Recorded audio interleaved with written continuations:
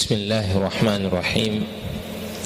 إن الحمد لله نحمده ونستعينه ونستغفره ونعوذ بالله من شرور أنفسنا وسيئات أعمالنا. من يهده الله فلا مضل له ومن يضلل فلا هادي له. وأشهد أن لا إله إلا الله وحده لا شريك له وأشهد أن محمدا عبده ورسوله صلى الله عليه وعلى آله وصحبه وسلم. أما بعد، فإن أصدق الحديث كتاب الله، وخير الهدي هدي محمد صلى الله عليه وآله وسلم، وشر الأمور محدثاتها، وكل محدثة بدعة، وكل بدعة ضلالة، وكل ضلالة في النار. tunaendelea na daura yetu hii, dauratu athaniya lilimami Malik rahimahullahu ta'ala, kwenye risala yetu hii manzumatu lilimami az-Zamzami rahmatullahi ta'ala alayhi. Tulikuwa tumeishia ubeti wa 116 unaofungamana na kuelezea almafuhumu kwa aina zake mbili. Bimaana kuna mafuhumun muwafaq na kuna mafuhumun mukhalaf, ufahamu unaowafikiana na kilichoandikwa na ufahamu unaokwenda kinyume na hukumu ya kile kilichoandikwa au kusemwa, kiitwa mafuhumun mukhalaf. Na leo hii al-Imam Zamzami rahimahullahu ta'ala anakuja kwenye an-naw'u at-tasi' wal-'ashir. قال رحمه الله تعالى: التاسع والعاشر المطلق والمقيد، وحمل مطلق على الضد إذا أمكن فالحكم له قد أخذا، كالقتل والظهار حيث قيدت أولاهما مؤمنة إذ وردت، وحيث لا يمكن كالقضاء في شهر الصيام حكمه لا تقتفي. نسمع رحمه الله: النوع التاسع والعاشر، أين يتيسنا أين يقوم كتك أنواعي ambazo ni za al-iqd al-khamis, mlango wa tano. Mlango huu, mlango wa tano, unafungamana na risachi na tafiti zinazofungamana na maana ambazo maana hizo zinafungamana na hukumu. Ameleta aina hii ya 9 inayoitwa al-mutlaq na aina ya 10 inayoitwa al-muqayyad. Al-mutlaq neno hili mutlaq maakhudhatun min al-itlaq, limechukuliwa kutokamana na al-itlaq. Al-itlaq maana yake ni kule kuachwa, na hili lina maana huwa al-lafdhu ad-dallatu ala al-mahiyyati bila qaidi. Mutlaqun ni tamshi ambalo linalojulisha juu ya uhalisia wa kitu na uhalisia wa kitu bila ya kifungo chochote, bila ya vizuizi vyovyote. Unasema ni mutlaq, maana ni tamshi ambalo linajulisha juu ya uhalisia wa kitu bila ya qaidi. Mathalan, mfano kasema ishtaraitu kitaban, nimenunua kitabu. Neno kitabu hapa ni kalimatun mutlaq, ni neno la moja kwa moja, kwa sababu hatujui umenunua kitabu cha namna gani. Ukisema ishtaraitu kitaban, nimenunua kitabu, na kitabu chochote, ima cha physics au chemistry au cha nahau au cha vingine vyote. Kwa hiyo unasema kitabu ni tamshi mutlaq, limeachwa huru kwenye ununuliwaji wa kitabu cha aina yoyote kile. Lakini ukija upande wa muqayyad, muqayyad maana yake huwa ضده ما دل على جزء من أجزاء الماهية. Muqayyad ni lile neno au ni kile ambacho kinachojulisha juu ya sehemu miongoni mwa sehemu za ule uhalisia wa kitu ulivyo. Bi maana, mfano ukasema ishtaraitu qalaman aswad, ishtaraitu qalaman aswad, nimenunua kalamu nyeusi. Kwa bila shaka ukimwambia mtu nimenunua kalamu nyeusi, mawazo yake na fikra zake zitakwenda kwenye kitu fulani, tena chenye sifa fulani. Hii inaitwa muqayyad, nimenunua kalamu nyeusi. Kwa umejua kwamba kilichonunuliwa ni kalamu, tena yenye sifa ya rangi nyeusi. Tofauti nikikwambia nimenunua kitabu, Nikikwambia nimenunua kitabu, maana yake kinaingia kitabu chochote utakachoweza kukifikiria kwa wakati huo utakiingiza hapo, na inawezekana kikawa si sahihi hicho kitabu alichokinunua yeye. Kwa hiyo inaitwa mutlaqun na muqayyad. An-Nadhim rahimahullah ta'ala katika beti zake hizi amekuja kuelezea kwamba ni wakati gani itafaa kutafsiri na kufafanua maelezo yaliyokuja itlaqan, kwamba haya maelezo yamekuwa ni muqayyad, kwamba inamna gani utayabeba mazungumzo, utalibeba neno ambalo limetamkwa kwa ujumla, kisha ukaenda kulifunga kwamba huu jumla na huu uachiwaji lililoachiwa linakusudiwa kitu fulani muqayyad. Kwa hiyo hapa Imamu Az-Zamzami rahimahullah anaelezea hapa ni wakati gani huo sasa utaweza kufanya hivi. Qala rahimahullah, anasema wa hamlu mutlaqin ala dhiddi idha, kulibeba tamshi lililoachiwa, wa hamlu mutlaqin, na kulibeba tamshi lililoachiwa ala dhiddi, juu ya kinyume chake au juu ya kinyume hicho kipindi cha kufanya hivyo, idha amkana, pindi itakapowezekana kufanya hivyo.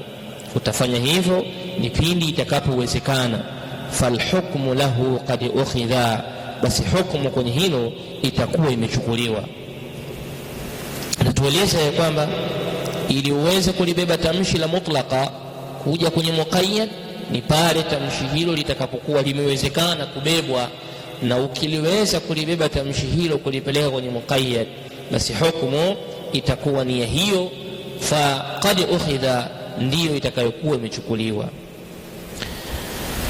Na baada ya hapo Al-Imamu Zamzami anatueleza ya kwamba panahitaji mtu aweze kuelewa mifano, yani bimaana hukumu itakapokuwa ni moja, hukumu ya kitu itakapokuwa ni moja na zikatofautiana sababu, basi hapo yuhmalu al-mutlaq ala al-muqayyad. Bilmithal, mfano mwepesi ni kafaratu dhihar. Mtu ambaye amesema kwamba mke wake ni mfano wa mama yake, aliyesema mgongo wa mama yake ni mfano wa mgongo wa mke wake, Allah subhana amemwelezea mtu alitamka maneno haya ana hukumu ifuatayo. Qala Allahu ta'ala fi surati al-Mujadala, amesema Allah katika sura inayozungumzia kisa cha Mujadila, walladhina yudhahiruna min nisaihim thumma yauduna lima qala fatahriru raqabatin min qabli an yatamassa, mpaka mwisho wa aya.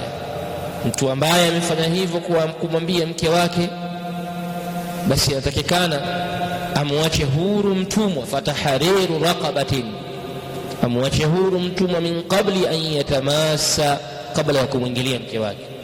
Ukimfananisha mke wako na mama yako kwenye moja ya mazingira kama vile ya mgongo, basi hukumu ya kisheria unatakikana wewe ulete kafara ya hilo dhambi, na kafara yako ni kumwacha huru mtumwa, lakini pia kama huwezi kufunga miezi miwili, lakini pia kama huwezi kuwalisha maskini. Allah ameanza fatahriru raqaba.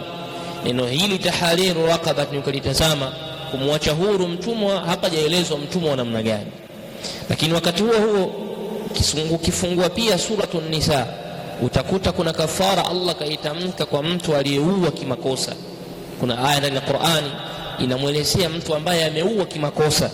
Qala Allahu ta'ala, Allah amesema waman qatala mu'minan khata'a, na yeyote atakayemuua muumini kimakosa, fatahriru raqabatin mu'minatin, basi amwache huru mtumwa aliyekuwa muumini.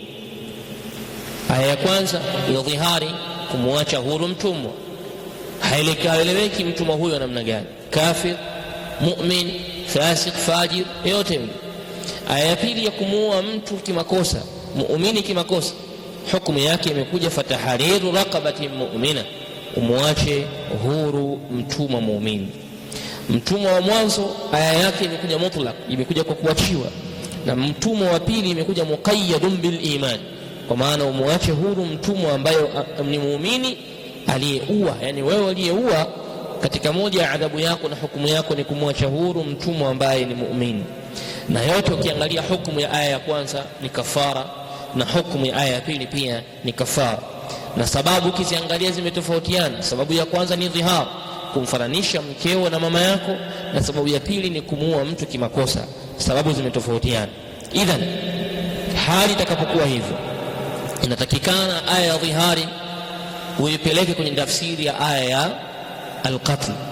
Aya ya dhihari inatakikana, au atahariru raqaba, kumwacha huru mtumwa, kwenye aya ya dhihar utabidi upabebe na utafsiri kwenye aya ya qatlun, ya kuua, pale ambapo Allah subhanahu wa ta'ala aliposema wa man qatala mu'minan khata'a fatahriru raqabatin mu'mina, utamwacha huru mtumwa mu'min. Kwa hiyo mtumwa aliyekusudiwa kwenye dhihar anatakikana umwache huru mtumwa ambaye ni muumini, pamoja na kwamba neno mu'mina halijatamkwa kwenye aya ya dhihar, lakini limekuja kutamkwa na kufungwa kwenye aya ya kumuua mtu kimakosa.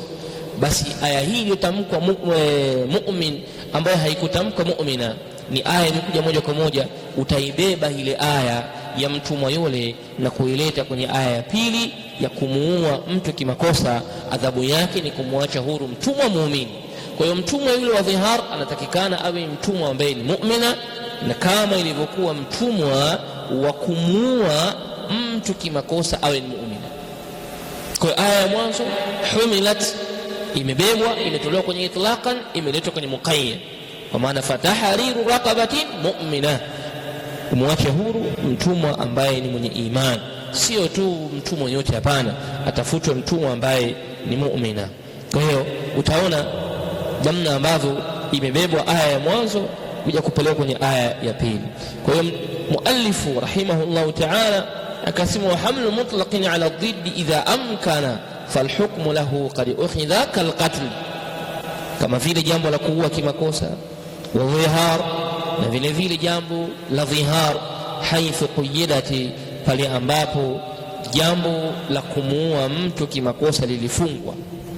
Ya mwanzo kati hizo mbili, qatlun na dhihar, alqatlu quyidati, ilifungwa.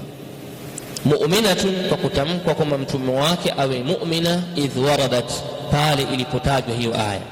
Kwa hiyo aya au katika beti ya 118 inathibitisha ya kwamba hukumu ya kuua au kafaratu ya kuua ni mtu kumwacha huru mtumwa wa mu'mina, na vile vile hukumu ya dhihar, kafara ya dhihar nayo vile vile ni kumwacha huru mtumwa.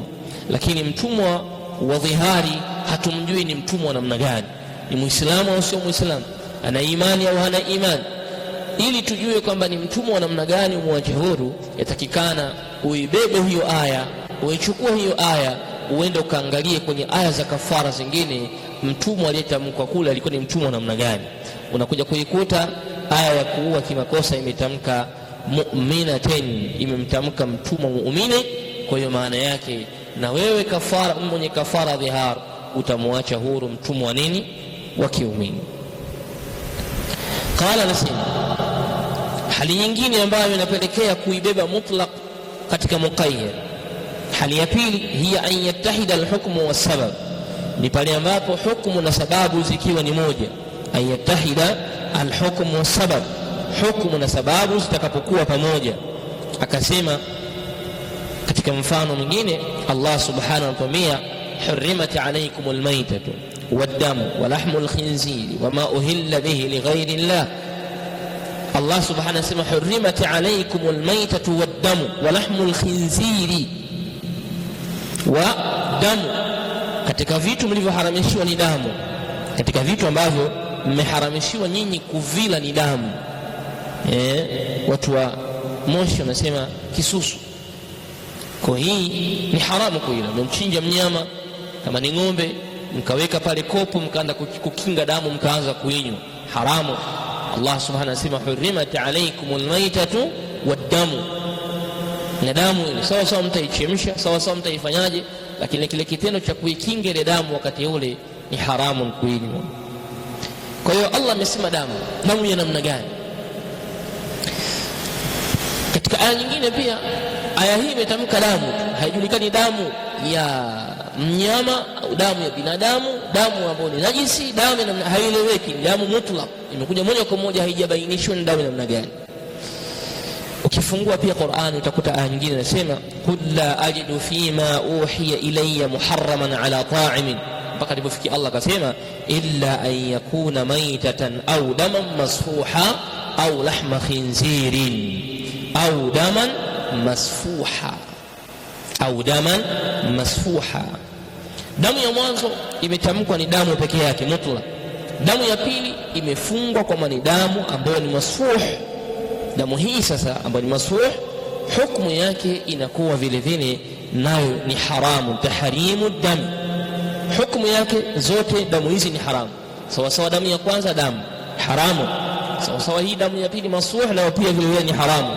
Na zote aya hizi sababu zake zimekuja ni katika kubainisha hukumu ya vyakula vya haramu.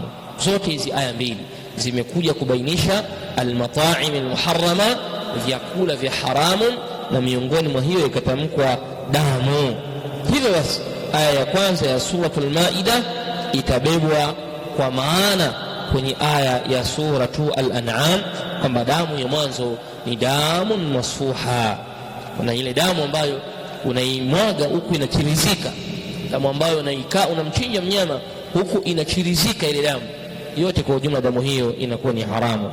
Kwa hiyo aya ya mwanzo imebeba maana yake kwa kupitia aya ya pili.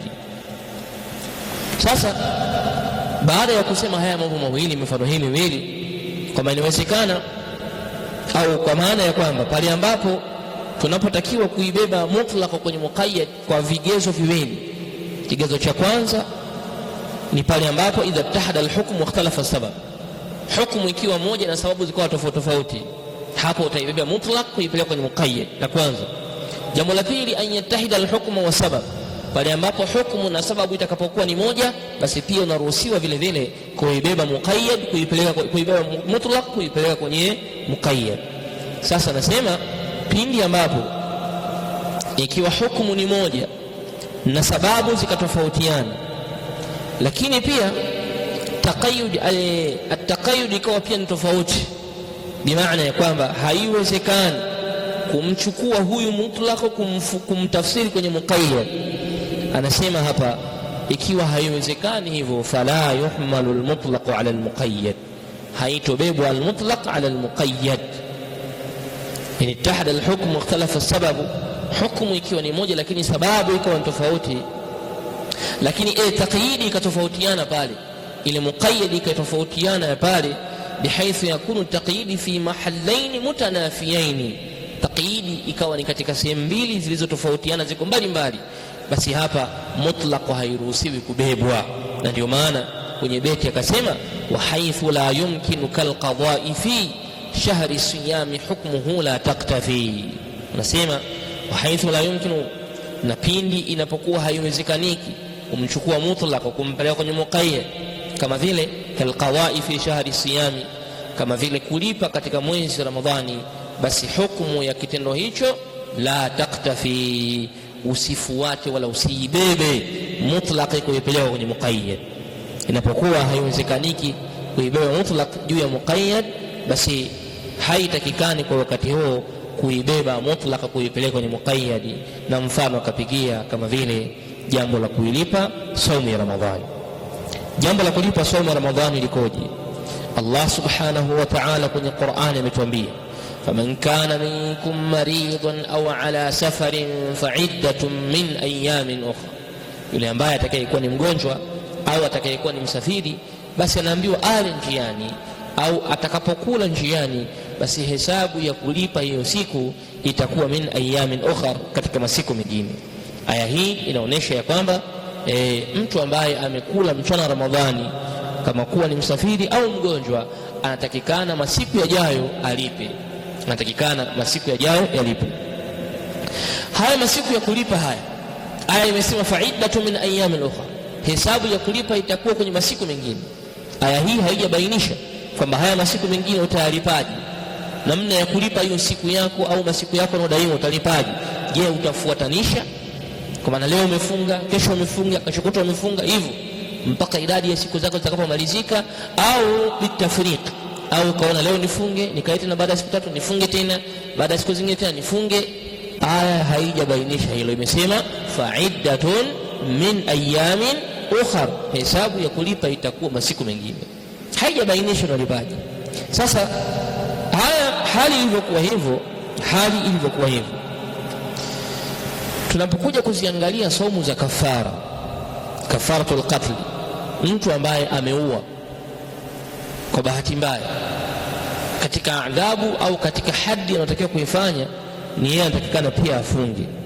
Qur'ani ikasema faman lam yajid fasiyamu shahrayn mutatabi'ain, ambaye hakuweza kuwa na mtumwa wa kumwacha huru na wala hakuwa na uwezo wa kutuadia, au tujalie kwamba hakuweza kumwacha huru mtumwa, Qur'ani inasema faman lam yajid, yule ambaye hatopata mtumwa wa kumwacha huru, fasiyamu shahrayn mutatabi'ain, atafunga miezi miwili yenye kufuatana. Kwenye kafara atafunga miezi miwili yenye kufuatana. Lakini pia vile vile kwa mtu ambaye ni mutamatti, au kwa mtu ambaye amefanya kosa kwenye ibada ya haji, kafanya kosa katika makosa ya ibada ya haji, katika moja ya kitu anachotakikana kukifanya ili kimfutie makosa yake ni kufunga siku 10. 3 atazifunga akiwa haji, na siku 7 atakuja kuzimalizia akiwa amerudi nyumbani kwake. Allah subhanahu akasema faman lam yajid, na yule ambaye hatopata, fasiyamu 3 ayamin fil hajj wa 7 idha raja'tum tilka 10 kamila, atafunga masiku 3 akiwa haji, lakini siku 7 zingine atafungia akiwa wapi? Akiwa nyumbani kwake. Aya hizi mbili, aya ya kwanza ya mtu aliyeua kwa bahati mbaya, ameambiwa kama hajapata mtumwa afunge miezi miwili yenye kufuatana. Aya hii imethibitisha kafara yake ni kufunga miezi miwili yenye kufuatana. Ama aya ya pili ya mtu aliyefanya kosa kwenye ibada ya haji, imesema atofautishe 3 ayamin fil hajj, na siku 3 akiwa kwenye ibada ya haji, wa 7 idha raja'a, na siku 7 atazifunga akiwa amerejea. Kwa hiyo utaona wote hawa wanalipa kosa waliolifanya, lakini hukumu iliyowateremkia kwa wao imemwambia wa kwanza afunge miezi miwili yenye kufuatana, lakini huyu wa pili kwenye siku 10 ameambiwa atofautishe namna ya kufunga, 3 akiwa haji na 7 akiwa marudi nyumbani. Kwa hoja hiyo sasa, pale ambapo inaposhindikanika kuzikusanya sasa aya hii, yani kuichukua aya mutlaq kuileta kwenye muqayyad, kwa sababu Qur'an imetuambia fa'iddatun min ayamin ukhra, hesabu ya kulipa mtu ambaye amefunga mwezi wa Ramadhani akala mchana, afunge masiku mengine. Je, afunge masiku mengine kwa kufuatanisha masiku au kwa kutofautisha? Aya zilizokuja, aya hizo zote mbili zinatofautiana. Aya ya kwanza inaonesha mutatabi'in, kafara yake ni kufuatanisha, na aya ya pili inaonesha kutofautisha. Kwa hiyo hapa inashindikanika kuichukua aya ya huku kuitafsiri kwenye viwili hivi, kwa sababu zote mbili zina utofauti. Ya kwanza ni tatabu, kufuatanisha, na ya pili ni kutofautisha. Faala hadha, basi juu ya hili ilipokuwa taqyidi ni mukhtalifa, taqyidi ilipokuwa imetofautiana, hapa sasa fala yuhmalu alayhima, haitobebwa mutlaq kwenye aya hizo mbili. Manake fa'iddatun min ayamin ukhra, hautosema ufunge kwa kufuatanisha au ufunge kwa kutofautisha. Wal amru fi dhalika wasi', na ndio maana al-Imam Zamzam kwenye beti hapa akasema hukmuhu la taqtafi, hukmu ya namna hii ya aya iliyokuja kwa ujumla, la taqtafi, usifuatanishe kwa kuibeba kwenye mutlaq kuipeleka kwenye muqayyad. Kwa hiyo maana yake mtu ambaye analipa Ramadhani ana khiari kati ya kufuatanisha na kati ya nini, ya kutofautisha. Kama ataanza leo siku 5, atafunga siku zake 5 kwa kufuatanisha, atakaa tena muda fulani atafunga 2, atakaa tena wakati mwingine atafunga 5, hivyo tu. Yani hakuna kinachoweza wewe kulipa Ramadhani, unatakikana ufuatanishe. Aya inayofunga kwenye hilo haipo, aya inayofunga kwenye hilo haipo. Kwa na khiari ya kufunga kwa kufuatanisha, lakini pia na khiari ya kufunga kwa nini, kwa kutofautisha. Kwa hiyo hii ndiyo mutlaq wal muqayyad, hii ndiyo al mutlaq wal muqayyad. Inaposhindikanika kuichukua mutlaq kwa muqayyad, hukumu inabaki vile vile, hukumu inabaki vile vile, aya hiyo haichukuliwi wala haitafsiriwi. Baada ya kumaliza hapo, قال رحمه الله تعالى الحادي أو بهما كآية الرضاعة. nambari 11 na 12 katika mlango wa 5 unaofungamana na tafiti za maani ambazo maana hizo zinafungamana na hukumu. Ameleta mlango unaoitwa an-nasikh wal mansukh. Neno an-nasikh katika lugha ya Kiarabu lina maana al-izalatu au an-naqlu, ina maana ya kuondosha au kuhamisha. Ukisema nasakhtu al-kitaba bimaana naqaltuhu au azaltuhu, nimepiga kopi kitabu.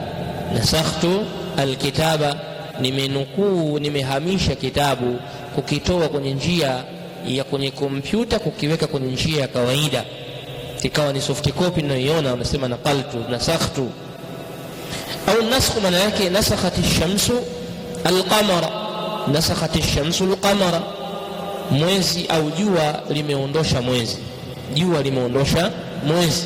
Kwa an-nasakh kwa lugha ya Kiarabu ni al-izalatu au an-naqlu. Na ama kisilaha ni daf'u al-hukm ash-shar'i bidalil shar'i mutaakhir anhu. Maana ya an-nasakh katika istilahi ni raf'u al-hukm ash-shar'i, ni kuiondosha hukumu ya kisheria, bidalili shar'i, kwa kuleta dalili nyingine ya kisheria, mutaakhirin anhu, iliyochelewa kwenye hiyo dalili ya mwanzo. Yani bimaana kuna dalili ya kwanza ilikuja na kuna dalili ya pili imekuja kwa kuchelewa. Hii dalili ya pili inakuja kuiondosha dalili ya mwanzo ambayo iliyotangulia. Kitendo hichi kinaitwa an-nasakh, kinaitwa an-nasakh. Jambo hili al-Imam Zamzam anasema pamekithiri utunzi wa vitabu vingi na vimekuwa mashuhuri, na wachuoni wametunga vitabu vingi, maimamu mbalimbali wametunga huu mlango kwa vitabu mbalimbali, kama vile al-Imamu Abu Ubaid al-Qasim bin Sallam. Abu Ubaid al-Qasim bin Sallam ametunga katika an-nasikh wal mansukh. Lakini pia al-Imamu Abu Daud as-Sijistani rahimahullah naye pia ametunga kwenye an-nasikh wal mansukh. Lakini pia wa Abu Ja'far an-Nahas naye pia ametunga kwenye an-nasikh wal mansukh, wa Ibn al-Ambari na vile vile Imam Ibn al-Ambari. Lakini pia wa Makki wa Ibn al-Arabi na vile vile Ibn al-Arabi wa Makki pia, wote hawa kwa ujumla na wengineo wametunga kwenye mlango huu wa an-nasikh wal mansukh. Ndio maana al-Imam Zamzami kwenye beti yake hii anasema al-hadi ashara wa thani ashara an-nasikh wal mansukh kam sannafu fi dhain min asfari washtaharat fi al-fakhmi wal ikthari. Kimsannafu maana yake ni vingi vimetungwa, kamsannafu ni vingi vimetungwa, fi dhaini katika mawili hayo au katika fani hizi mbili, min asfari miongoni mwa vitabu. Vitabu vingi vimetungwa fi dhaini katika mada hizi mbili, an-nasikh wal mansukh. Washtaharati na vitabu hivyo vimekuwa mashuhuri, fi dhakhmi katika ukubwa wake, vitabu hivyo katika ukubwa vimekuwa mashuhuri, wal ikthari na katika wingi pia vitabu hivyo vimekuwa ni vingi, tena vimekuwa mashuhuri vitabu vingi vilivyotungwa kwa kuzungumzia fani hizi mbili za an-nasikh wal mansukh. Wan-nasikh wal mansukh au wan-nasikh, tunaposema an-nasikh ni chenye kuondosha, wal mansukh ni kile kilichoondoshwa. Tunaposema an-nasikh maana yake ni kile chenye kuondosha, wal mansukh ni kile chenye kuondoshwa. Sasa chenye kuondosha katika Qur'ani huwa kinakuja baada ya mansukh, yani kile chenye kuondosha huwa kinakuja baada ya chenye kuondoshwa, kwa sababu ni kuondosha hukumu iliyotangulia, kwa sababu ni kuondosha hukumu iliyotangulia. Al-Imamu Az-Zamzami rahimahullah baada ya kusema haya maneno, yeye sasa ameonyesha kwamba katika hili tutatoa sehemu mbili. Katika hili tutatoa sehemu mbili, sehemu ambayo amezitaja kwenye beti inayofuata, nasema wan-nasikh min ba'di mansukhin ata tartibuhu illa alladhi qad thabata min ayati al-'iddati la yahillu lakan nisa'u sahha fihi an-naqlu. Kanuni ilivyo, chenye kufuta huwa kinakuja baada ya chenye kufutwa. Ndio kanuni ilivyo, chenye kufuta ndio huwa kinakuja baada ya chenye kufutwa. Kwa anasema wanasikhu min ba'di mansukhin ata, na chenye kufuta huwa kinakuja baada ya chenye kufutwa ata, yani kinakuja baada ya chenye kufutwa.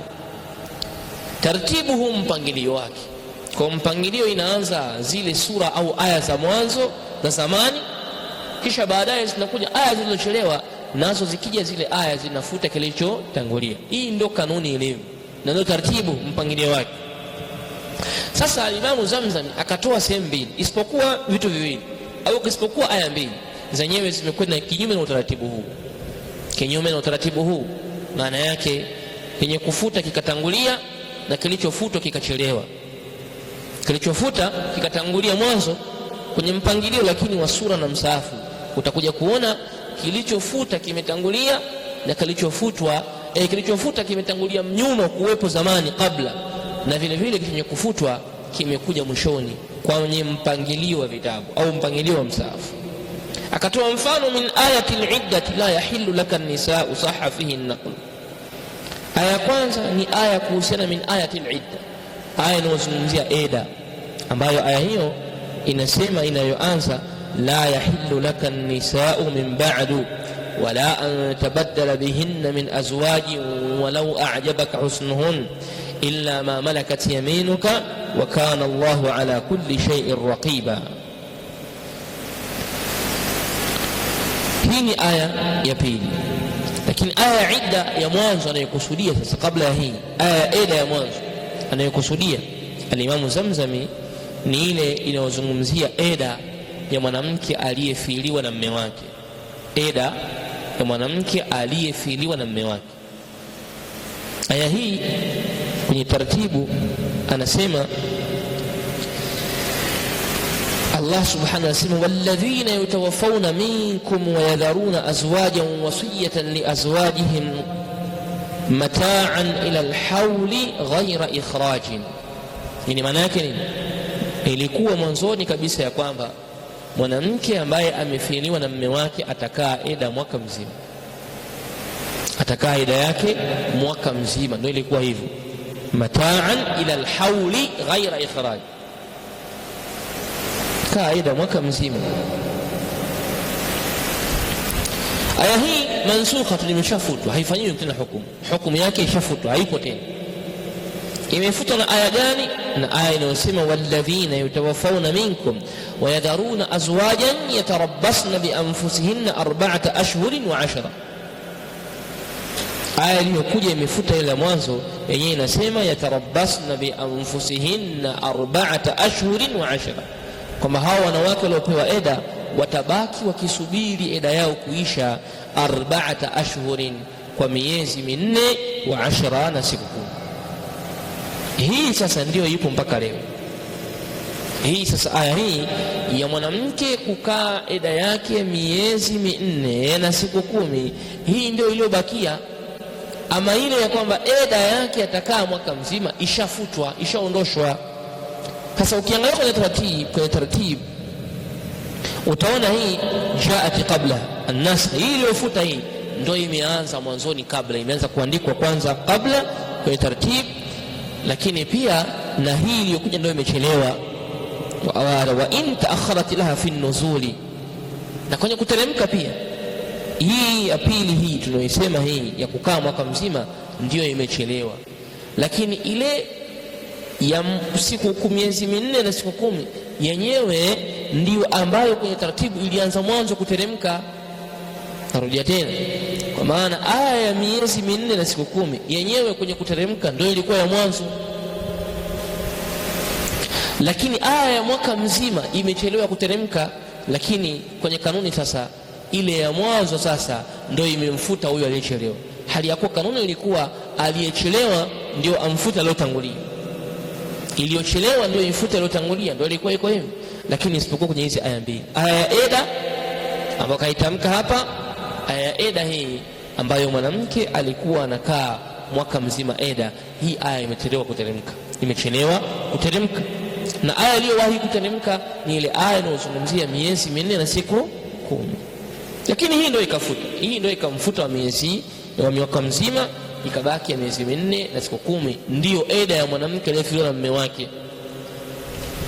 Eda ya mwanamke aliyefiliwa na mume wake atakaa eda miezi 4 na siku 10. hiyo ni aya ya kwanza. من آية العدة لا يحل لك النساء صح فيه النقل. آية بيلي ni aya tahrim nisa ala nabii sallallahu alaihi wasallam, ni aya ya kuwaharamisha wanawake kwa mtume sallallahu alaihi wasallam baada zawajihi, baada yeye mtume kuoa, kama ilivyokuja katika suratul ahzab.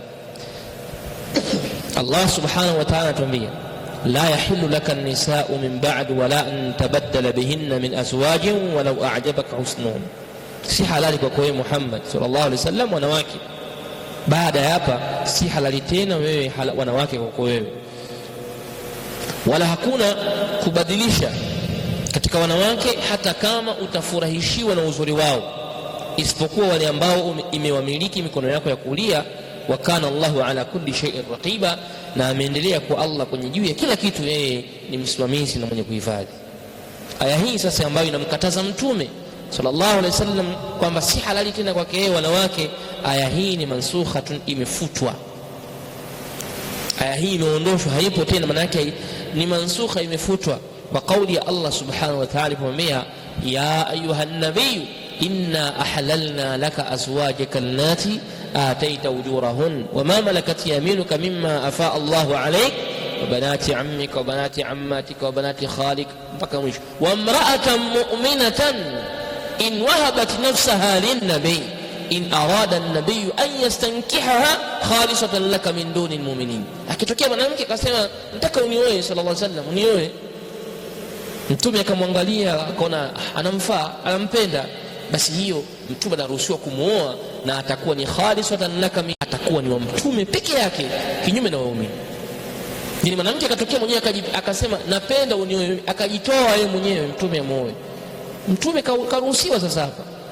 Lakini aya ya mwanzo imemwambia la yahillu laka nisa'u min ba'du, si halali tena baada ya hapa mwanamke. Wewe mtume utakiwi tena kuwa mwanamke wala kubadilisha katika hao wanawake, wala hata kama wanawake hao watakufurahisha utawapenda, isipokuwa wale ambao unawamiliki kwa mikono yako ya kulia, hapo tu basi. Lakini wanawake kwako wewe tena ni si halali, usioe tena wanawake.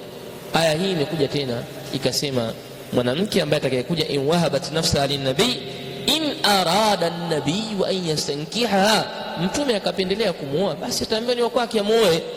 Kwa hiyo aya ya kwanza imefutwa na kwa aya hii ya pili ndiyo iliyofuta. Sasa hii ambayo imefuta hii ndiyo ambayo ilikuwa ya mwanzo kwenye kuteremka taratibu, kwenye uteremkaji yenyewe ndio ya mwanzo. Halafu hii ambayo ni ya pili iliyofutwa ndio imekuja kwa kuchelewa, khilafa lil asli, kinyume na asili namna ilivyo. Ilikuwa inatakikana hii iliyofutwa ndiyo iwe ya mwisho na hii ambayo ndio iwe ya mwanzo. Hii iliyofutwa ndio inatakikana iwe ya mwanzo kuteremka, kisha hii iliyofuta ndio ije mwishoni, lakini khilafa lil asli, ni kinyume na asili. Hizi ni aya mbili tu ambazo al-Imam Zamzami amezitoa kwamba hizi ndio aya pekee yake ambazo zimekwenda kinyume na utaratibu, Thumma kisha rahimahullahu ta'ala akaanza kubainisha aina za naskhun kwa aina zake tatu, kama an-naskhu ziko za aina tatu. An-naskhu, kuondoshwa au kufutwa, kupo kwa aina tatu. Moja, naskhul hukmi duna tilawati, ni kuondosha hukumu pasi na kisomo. Aya ikawepo, sura ikawepo, lakini hukumu ya jambo hilo ikawa imefutwa. Aina ya kwanza naskhul hukmi duna tilawati, kuondosha hukumu bila ya tilawa. Hukumu imeondoshwa, haipo, lakini kisomo kipo. Aina ya pili ni naskhu tilawati duna alhukmi, ni kuondosha kisomo pasi na hukumu. Kisomo kipo, kinabakia kipo, lakini hukumu tu ndo haipo. Aina ya pili naskhu at-tilawati duna al-hukmi. Aina ya tatu na ya mwisho ni naskhu at-tilawati wal-hukm ma'a, ni kuondosha vyote, hukumu inaondoshwa, tilawa kinaondoshwa. Hizi ndio aina tatu za hukumu. Sasa ameanza kuzifafanua katika hizi beti, nasema wanasakhu lilhukmi walitilawa au bihima ka ayati radhaa. Wanasakhu lilhukmi, na naskhu ya kuondosha inapokuwa kwenye hukumu. Naskhu lilhukm, na kuondosha pia kuna kuwa ni kwa hukumu au na kuondosha kwenye hukumu na kuiondosha hukumu. Walitilawati, na naskhu ambayo itakayoondosha tilawa, au bihima, au vyote viwili ikawa ni naskhun alhukmu wa tilawa, au vyote viwili au kimoja kimoja. Hizi ni aina tatu za an-nasakh. Ka ayati radhaati, kama vile mfano wa ayati radhaa. Tukianza na nasakhu alhukmi duna tilawa, kuondosha hukumu bila ya tilawa. Yani nini maana yake? Maana yake hukumu inaondoka, panakuwa hakuna hukumu, lakini baki aya tu tunaisoma, tunapata thawabu zetu 10 basi, lakini hakuna mafundisho yoyote tunafaidika kwenye hiyo aya. Wanataja katika hili ni ayatul musabara, ni ayatu al-musabara inatajwa hapa pale ambapo Allah subhanahu wa ta'ala anasema al'ana khaffafa Allahu ankum wa 'alima anna fikum dha'fa fa in yakum minkum mi'atun sabiratun yaghlibu mi'atayn wa in yakum minkum alfun yaghlibu alfayn bi'idhnillah wallahu ma'as sabirin. Allah subhanahu anasema al'ana khaffafa Allahu ankum, hivi sasa Allah amepunguza kwenu nyinyi, wa alima anna fikum dha'fa, na amejua kwamba ndani yenu kuna watu madhaifu. Fa yakum minkum mi'atun sabiratun, ikiwa mtakuwa watu 100 wenye kusubiri na kuwa na ujasiri, yaghlibu mi'ataini, basi hao watu watawashinda watu 200. Wa in yakum minkum alf, na ikiwa miongoni mwenu mtakuwa 1000, yaghlibu alfaini, mtawashinda alfaini biidhnillahi, kwa idhni ya Allah, wallahu ma'as sabirin. Aya hii inaitwa ayatul musabara. Qur'ani inawafanya masahaba wawe na subira, waweze kuvumilia. Allah ashajua kama ndani yenu kuna watu madhaifu, ashajua ndani yenu kuna watu madhaifu. Sasa ikiwa nyinyi mtakuwa 100 alafu mnasubiri mkawa na subira, basi Allah anasema mtawashinda watu 200. Na ikiwa mpo watu 1000 wenye kusubiri, mtawashinda watu 2000. Na haya yote ni kwa idhni ya Allah subhanahu, wallahu ma'as sabirin. Aya hii hukumu imeondoshwa, hukumu ya aya hii imeshaondoshwa, imebaki ni tilawa. Tunaisoma kila siku, lakini kufikia hivi kusema kwamba watu wahamasishwe kwenda kwenye vita hata kama wako 20, aya hii imeshafutwa hukumu hii. Aya hii ishafutwa hukumu hii, hukumu hii haipo tena. Kwa hiyo nasakhu al-hukm duna tilawa. Aina ya pili nasakhu ni nasakhu tilawati duna al-hukm, ni kuondosha kisomo cha Qur'ani lakini pasi na hukumu. Mfano wake ni ayatul rajim, aya ya kumpiga mzinifu mawe. Aya ya kumpiga mzinifu mawe, hii aya ndani ya Qur'ani haipo, ndani ya Qur'ani haipo, ambayo inasema hivi: ash-shaykhu wash-shaykhatu idha zanaya farjumuhuma albatta nakalan min Allah wallahu sami'un alim. Anasema Allah, na mzee mwanaume na mzee mwanamke watakapozini, farjumuhuma albatta, wapigeni moja kwa moja mawe, nakala min Allah, hiyo ni adhabu itokayo kwa Allah subhanahu wa ta'ala, wallahu azizun hakim, na Allah subhanahu ni mshindi na ni mwenye hukumu. Aya hii kitazama katika msahafu huwezi kuikuta ash-shaykhu wash-shaykhatu idha zanaya farjumuhum albatta nakala min Allah wallahu azizun hakim. Kwenye msahafu haipo hii aya, haipo kabisa. Lakini nini hukumu sasa? Je, hukumu ya mzinifu anatakiwa afanywaje? Tunafahamu wote hukumu ya mzinifu aliyooa wapigwe mawe mpaka wafe. Aya inayowathibitishia hilo haipo, aya namna hiyo haipo. Mbakia tu kwenye sunna huko na vitendo vya Mtume sallallahu alaihi wasallam. Na hii aya ilikuwa inapatikana kwenye suratul Ahzab na ikaondoshwa, ilikuwa inapatikana kwenye suratul Ahzab na ikaondoshwa. Aina ya tatu na ya mwisho ni nasxu tilawati wal hukmu ma'a, ni kuondosha kisomo na kuondosha hukumu zote kwa pamoja. Kuondosha hukumu na kuondosha kisomo vyote. Mfano wake ni ayatul radhaa, aya ya kunyonyesha ambayo kaitolea mfano hapa. Ayatul radhaa, aya inayozungumzia kumnyonyesha mtoto, aya ambayo Aisha radhiallahu anha alisema kana fima unsila, palikuwa katika jumla ya vitu vilivyoteremshwa 10 radhaatin ma'lumatin, ni manyonyesho 10 yanayojulikanwa, yahrumna, yanayokuwa ni haramu kwa mtoto.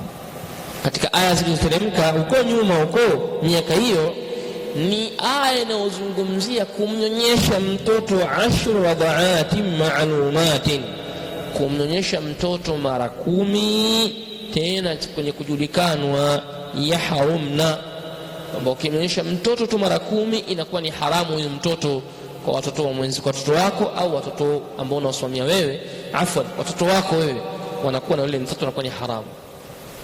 Nichukulia mfano maisha sasa hivi, watoto wanapelekwa kwenye baby care kwenda kutunzwa. Wazazi wametoka zao wanatafuta maisha, mama ni mwajiriwa wa taasisi kampuni fulani, na baba naye ni mwajiriwa sijui ni mfanyabiashara wa ghairi dhalik. Mtoto anabaki peke yake, anapelekwa baby care. Ndani ya baby care mule kuna mama anayeshughulika na kuwanyonyesha watoto au anashughulika na kuwahudumia watoto kwenye kula na vinginevyo. Alipomwangalia yule mtoto uliyemleta, akamkuta ni mtoto mdogo na bado hajakatishwa kunyonya. Kama yule alipomjaribia kumnyonyesha, mtoto wako alinyonya, alipojaribu watoto, huyu anakuwa dada yao au kaka yao, ndugu kabisa, ashakuwa ndugu tayari. Lakini kwa sharti ilikuwa kumnyonyesha mara 10, 10 radhaatin ma'lumatin yahrumna.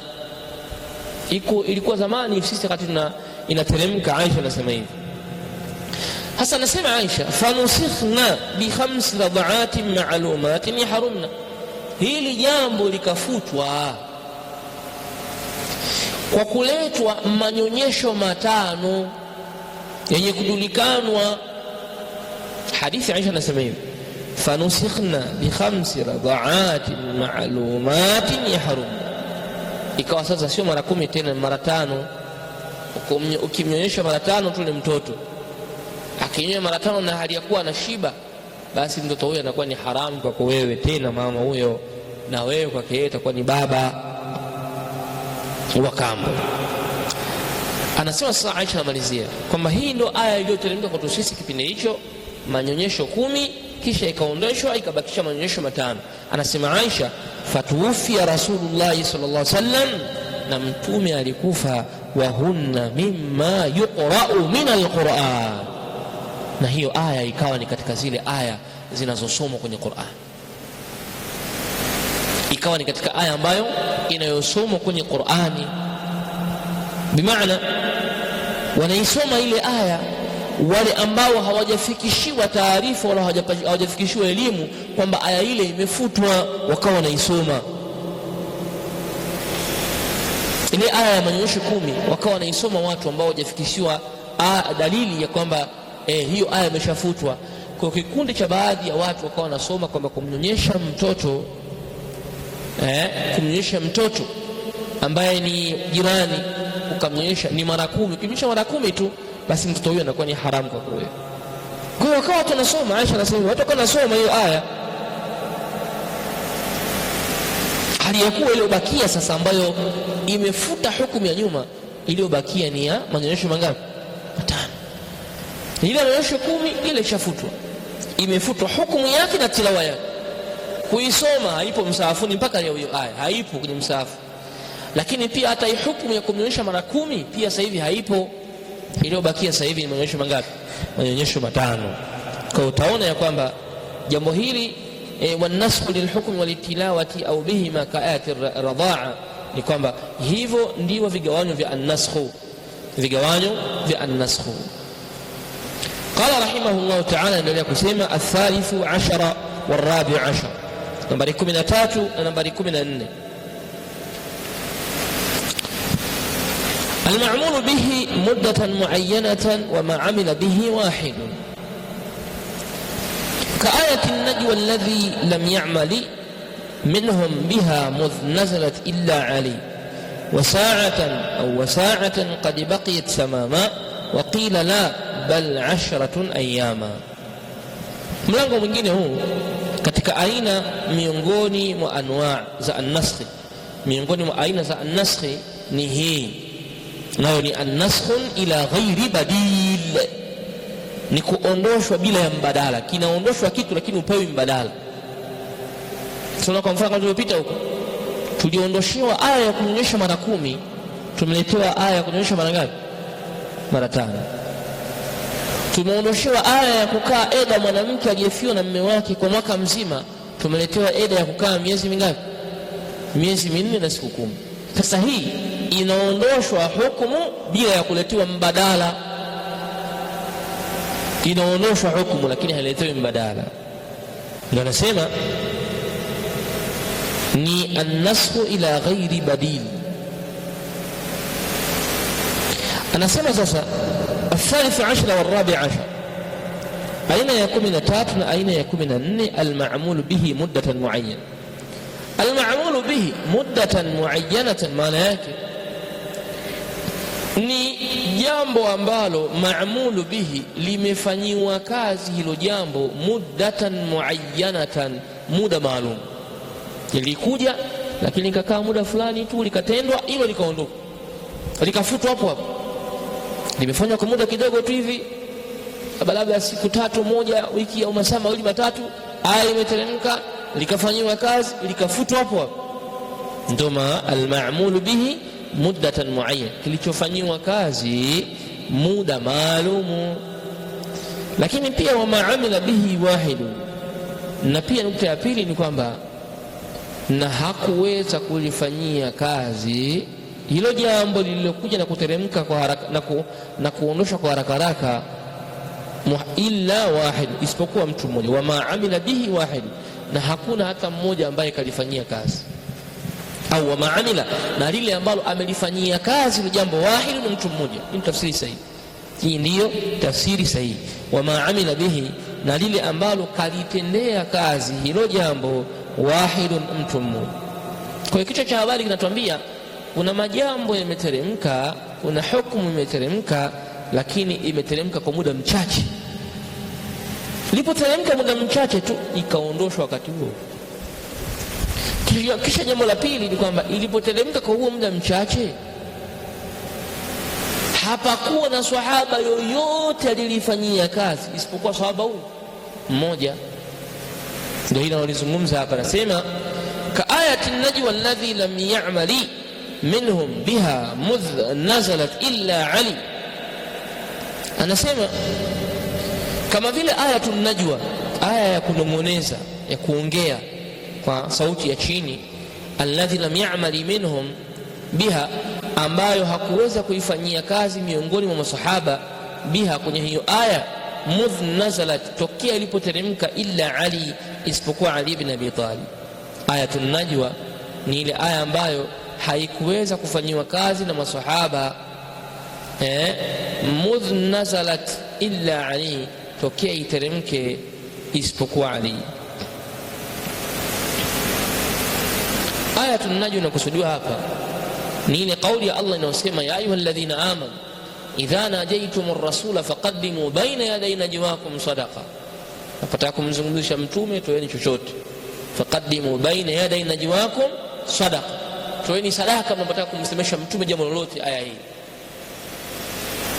akumsemesha jambo la familia yako, ukitaka kutafuta fatwa jambo lolote, kuna kadhia imetokea, ukitaka kumsemesha mtume kwa sauti ya chini mkawa faragha, faqaddimu baina yaday najwakum sadaqa, tanguliza katika hayo mazungumzo yenu sadaka, utoe chochote uweke pale. Ndio ilikuwa iko hivyo. Aya hii imefutwa, aya hii ishafutwa, haipo kabisa, hukumu yake ifanywe kazi. Imefutwa na aya nyingine Allah aliposema ashfaqtum an tuqaddimu baina yaday najwakum sadaqat fa idha lam taf'alu wa taba Allahu alaykum taba Allahu alaykum.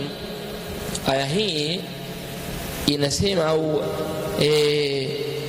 aya hii inasema ashfaqtum an tuqaddimu baina yaday najwakum sadaqat, hivi je mmekuwa mna hofu na uoga ya kwamba mtakapotoa mbele yake kwenye mazungumzo yenu sadaqati mmekuwa na uoga?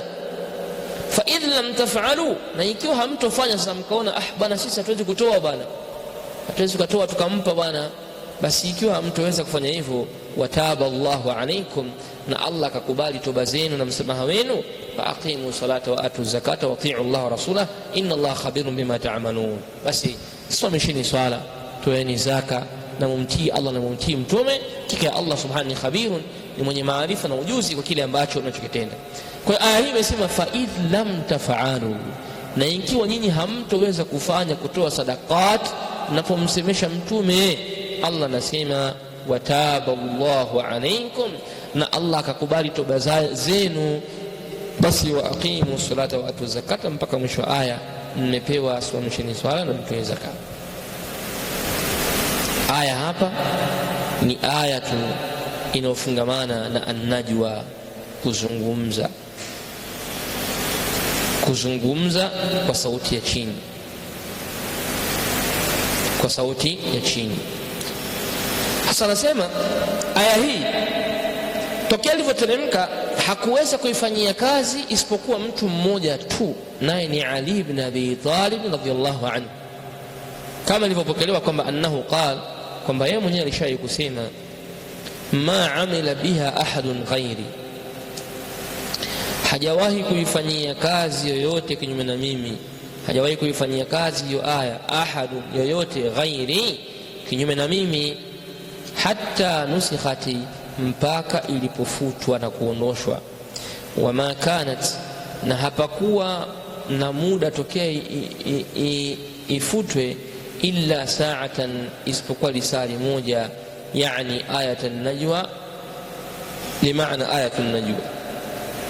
Ni Ali mwenyewe anasema hakuna mtu yote ambaye aliyefanyia kazi kinyume na mimi mpaka ilipoondoshwa ile aya,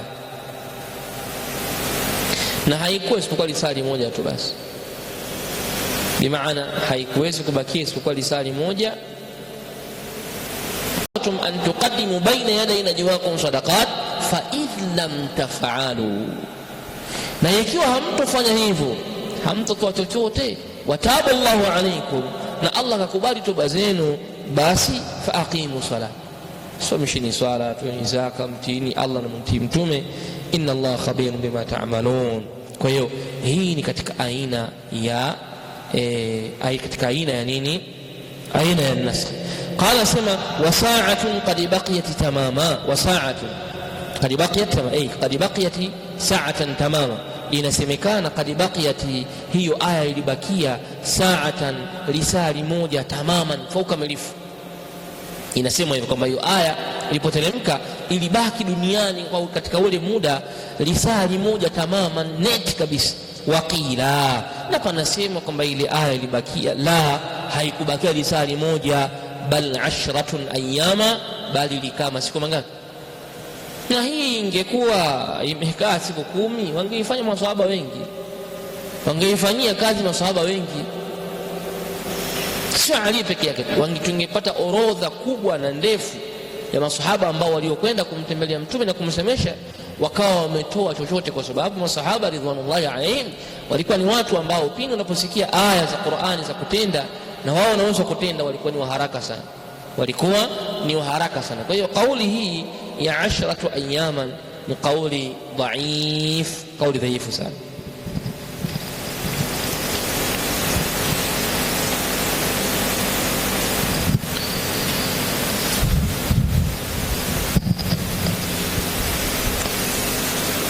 Naam,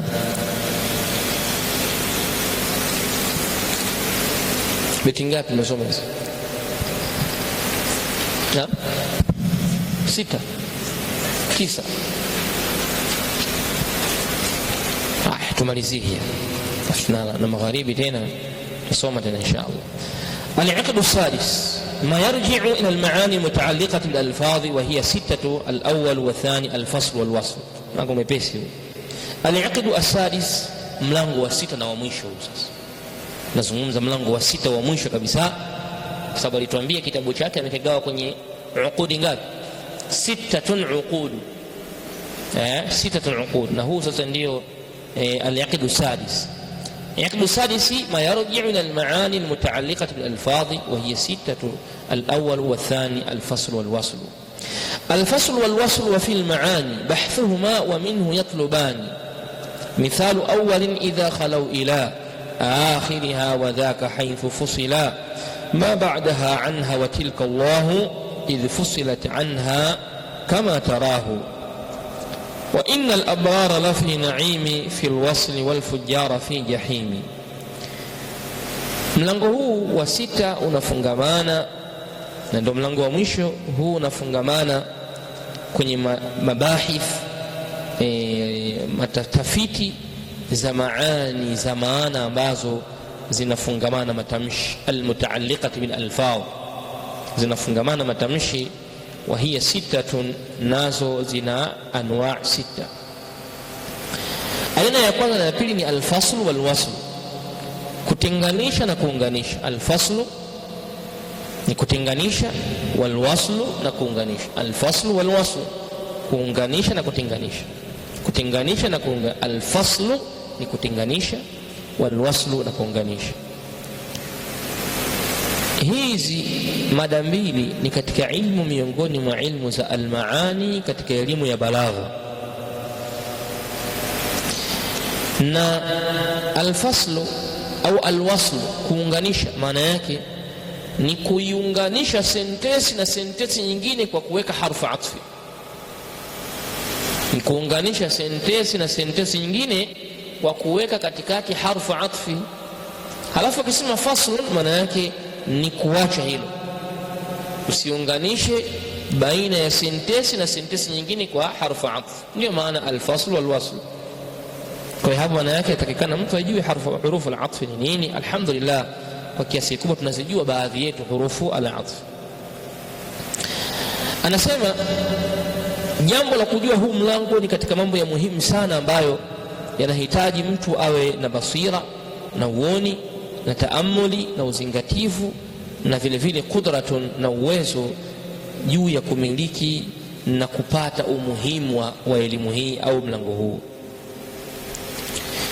hasa mambo ambayo yanafungamana na maunganisho ya sentensi na utenganisho wa sentensi. Qari wa Qur'an lazima ajue, qari wa Qur'an lazima ajue anayesoma Qur'an, sababu kuna al-qari na kuna al-hafidh. Hapa tunamzungumza qari wa Qur'an, mtu ambaye amebobea katika usomaji wa Qur'an, sio hafidh Qur'an. Kila mmoja anahifadhi Qur'ani. Tunazungumzia qari, lakini mtu ambaye ukimwambia hebu tutafikie saktatun billahi fil Qur'an, anaweza kuambia ziko wapi na ziko ngapi. Au tuambie tutafikie kisimamo kidogo kwenye suratu al-Haqa, kinasomwaje kisimamo kidogo katika suratu al-Haqa. Au tutafikie kisimamo cha lam kwenye suratu ya Allahu inayoanza na Allah, idh fusilat anha, pale ilipowekwa mbali kabisa, kama tarahu, kama ulivyoona. Allahu yastahzi'u bihim, ilitenganishwa na ikawa mbali na ile innama nahnu mustahzi'un. Mfano wa pili katika alwasl, qala sema innal abrara lafi na'imi fi alwasl wa innal fujjara lafi jahim. Aya hii suratu almutaffifin, innal abrara lafi na'im wa innal fujjara lafi jahim. Aya pili, wa innal fujjara lafi jahim, wa innal fujjara lafi jahim. Mfano huu wa pili ni mfano wa al-fasl, mfano wa al-fasl, lakini aya hizi zimefanyiwa waslun, moja kufanyiwa nyingine biharfi atfin, kama ulivyoona tanasubu au zilizopo aina mbili hizi aya. Innal abrara la fi na'im, hakika wale watu wema wapo katika neema. Wa innal fujjara la fi jahim, na kwa hakika wale watu waovu wapo katika moto wa jahannam. Kwa aya hizi ni zina fasl, zimetenganishwa hizo andiko, lakini walisia zina waslo. Innal abrara la fi na'im wa innal fujjara, kuna wao afi, wa innal fujjara la fi jahim.